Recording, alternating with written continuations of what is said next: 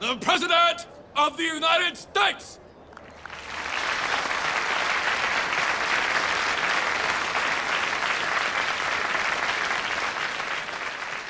Resistance to the war was growing. Mr. Lincoln needed to reinvigorate the people, to explain to them, and perhaps himself, why this endless plague of war must continue. 77 years ago, our fathers brought forth upon this continent a new nation, conceived in liberty and dedicated to the proposition that all men are created equal. Now, we are engaged in a great civil war, testing whether that nation or any nation so conceived and so dedicated can long endure. We are met on a great battlefield of that war. We have come to dedicate a portion of that field as a final resting place for those who here gave their lives that that nation might live. It is altogether fitting and proper that we should do this.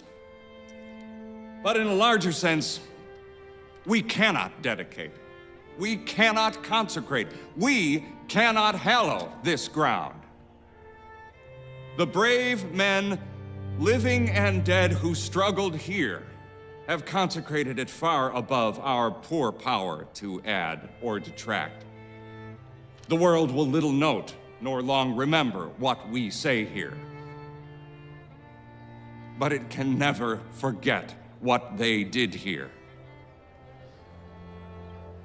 It is for us, the living rather, to be dedicated here to the unfinished work which they who fought here have thus far so nobly advanced. It is rather for us to be here dedicated to the great task remaining before us, that from these honored dead we take increased devotion to that cause for which they here gave the last full measure of devotion. That we here highly resolve that these dead shall not have died in vain. That this nation, under God, shall have a new birth of freedom.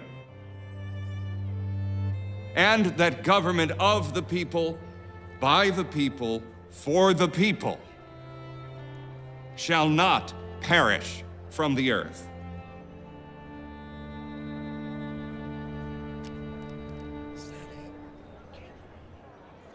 It's far too short.